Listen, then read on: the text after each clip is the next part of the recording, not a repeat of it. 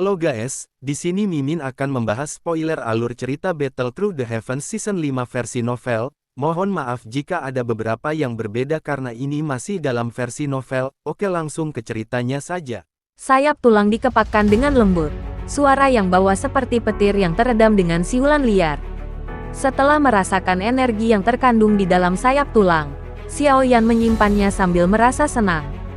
Sayap tulang dengan cepat menyusut di tengah sedikit cahaya.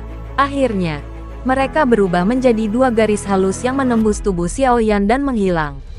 Setelah sayap tulang memasuki tubuhnya, Xiao Yan merasakannya sebelum tanpa sadar mengeluarkan sedikit senyuman.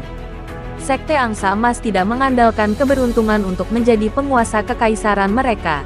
Apa yang disebut Skybird Nine Flying Wings memang misterius.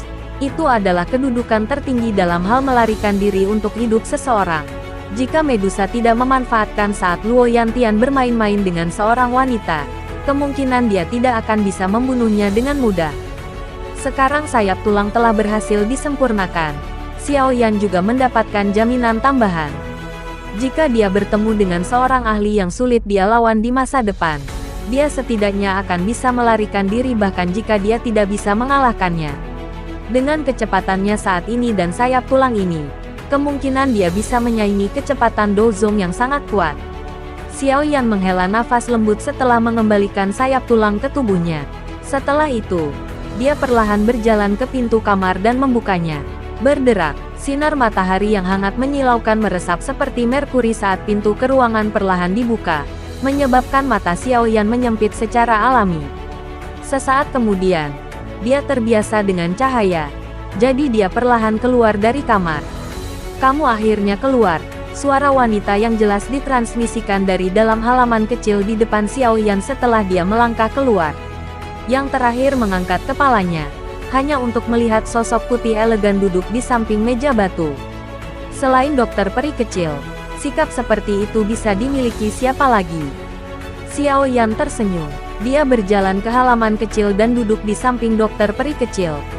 Dia kemudian berkata, "Apakah kamu terbiasa dengan akademi dalam ini?" "Iya," dokter peri kecil tersenyum dan mengangguk. Dia dengan lembut menjawab, "Aku tidak pernah menikmati suasana seperti itu. Ini sangat menyenangkan." Xiao Yan terdiam saat mendengar kesedihan dalam nada dokter peri kecil. Dia tahu bahwa kehidupan dokter peri kecil sangat keras sejak dia masih muda. Dia telah berjalan ke titik ini sendirian. Jika dia bisa tinggal di Akademi Jianan untuk periode waktu ketika dia masih muda, karakternya mungkin tidak terlalu eksentrik. Sayangnya, tubuh racun yang menyedihkan miliknya telah menyebabkan dia menjalani hidupnya dalam kesepian. "Bagaimana kabar tubuh racun yang menyedihkan kamu baru-baru ini?" Xiao Yan dengan lembut batuk setelah merasakan suasana yang agak salah. Dia buru-buru mengubah topik dan membuat pertanyaan. "Itu baik-baik saja, aku hampir tidak bisa menekannya. Namun, menurut harapan aku harus bisa bertahan selama 1 tahun lagi.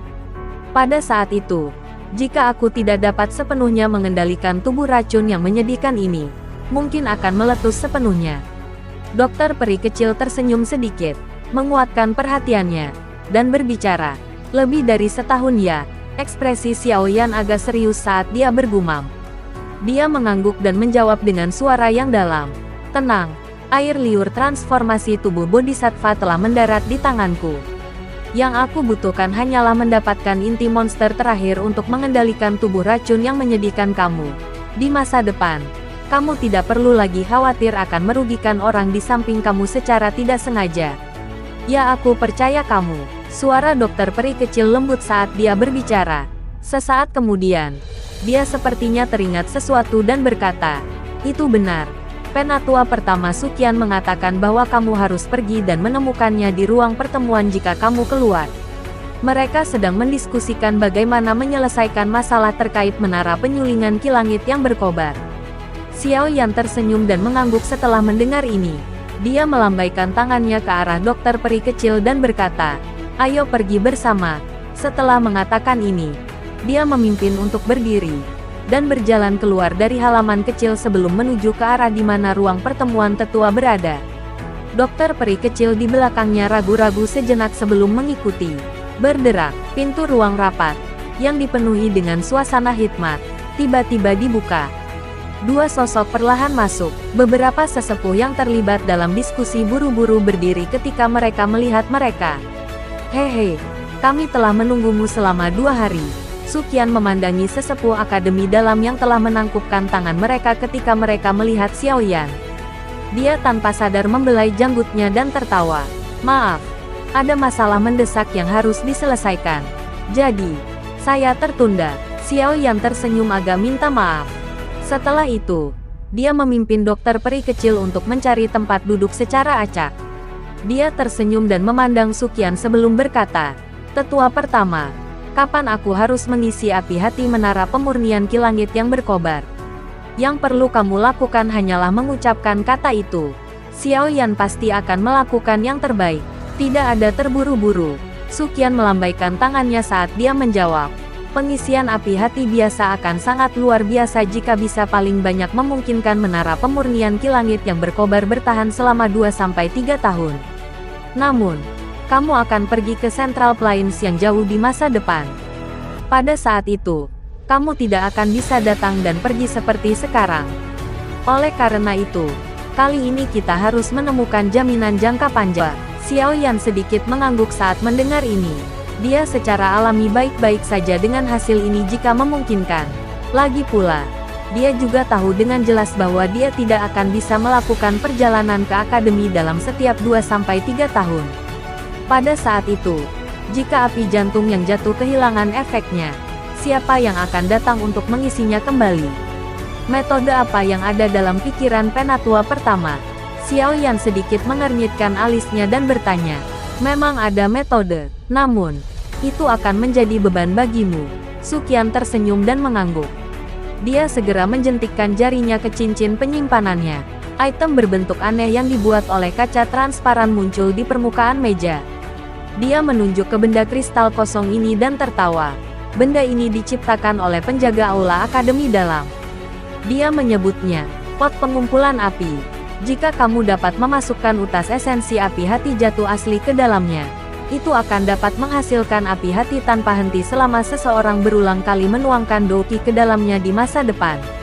Tentu saja, efek dari api hati semacam ini secara alami tidak sebanding dengan efek yang sangat kuat dari api hati yang diciptakan oleh tubuh sebenarnya dari api hati jatuh namun, membelah utas esensi api hati jatuh akan menyebabkanmu sangat terluka. Kemungkinan besar kamu perlu memulihkan diri untuk jangka waktu tertentu untuk pulih. Bagaimanapun, ini membutuhkan esensi api hati, bukan api hati yang diciptakan oleh esensi api. Tatapan Xiaoyan mengamati item kristal aneh itu dengan penuh minat setelah dia mendengar Suqian berbicara. Ekspresinya segera menjadi agak tidak biasa. Selain corong panjang di atas benda ini, Xiaoyan benar-benar tidak dapat menemukan bagian manapun yang seperti panci. Dia benar-benar tidak mengerti mengapa penatua penjaga aula ingin menyebut ini pot. Api hati jatuh adalah sesuatu yang pada awalnya dimiliki oleh akademi dalam. Menjatuhkannya ke tanganku telah menyebabkan ketidaknyamanan bagi akademi dalam. Saya pasti tidak akan menolak masalah sekecil itu. Xiaoyan menarik pandangannya yang lucu. Ekspresinya menjadi lebih serius saat dia menangkupkan tangannya ke arah Suqian dan berbicara dengan suara yang dalam. Hehe. Objek alam yang unik adalah sesuatu yang dapat diperoleh siapa saja yang memiliki kedekatan. Akademi dalam kami telah menyegel api jantung yang jatuh selama bertahun-tahun karena tidak ada yang bisa menundukkannya. Mampu menundukkannya menunjukkan afinitas dan kemampuan kamu. Tidak perlu merasa bersalah. Terlebih lagi, jika bukan untukmu, sepertinya akademi dalam telah lama menghadapi bencana besar. Suqian tertawa. Setelah itu, dia melambaikan lengan bajunya dengan lembut dan terampil mengirimkan pot pengumpulan api di depan Xiaoyan. Dia tersenyum dan berkata, kamu harus menyimpan benda ini dulu. Belum terlambat untuk melakukannya saat kamu memiliki waktu luang. Bagaimanapun, kami tidak cemas saat ini. Xiaoyan tidak berdiri upacara setelah mendengar ini. Dia menempatkan pot pengumpulan api ke cincin penyimpanannya. Mampu menyelesaikan masalah menara penyulingan api akademi dalam secara permanen akan memungkinkan dia untuk menyingkirkan beban besar di dalam hatinya.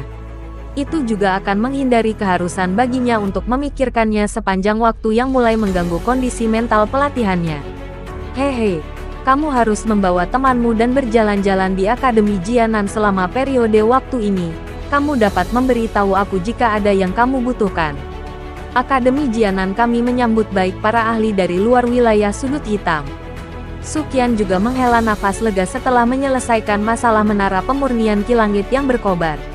Setelah itu, dia menoleh dan tersenyum saat berbicara dengan dokter peri kecil di samping Xiaoyan.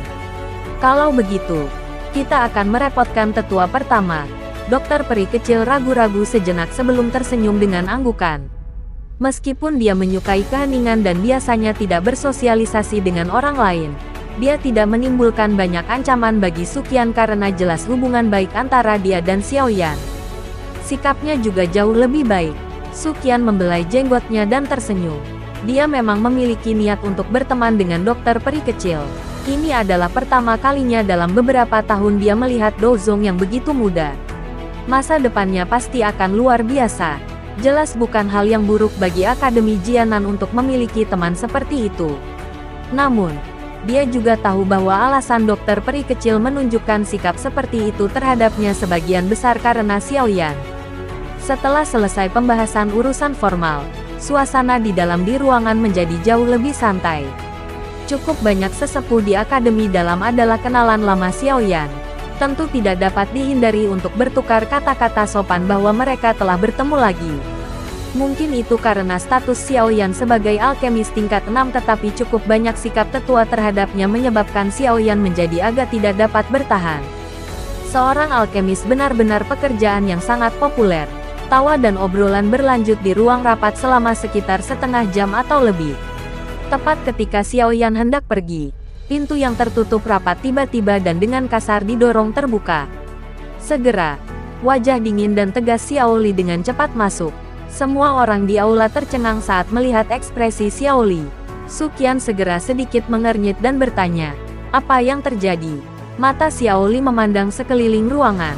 Setelah itu, mereka berhenti di Xiaoyan dan Suqian. Dia ragu-ragu sejenak sebelum berkata dengan suara yang dalam. Menurut informasi yang telah aku peroleh, lembah api iblis tampaknya memiliki cukup banyak aktivitas baru-baru ini. Tampaknya bajingan Han Feng telah mengundang hantu iblis tanah tua untuk keluar. Ekspresi semua orang di aula tiba-tiba berubah saat kata-kata ini terdengar.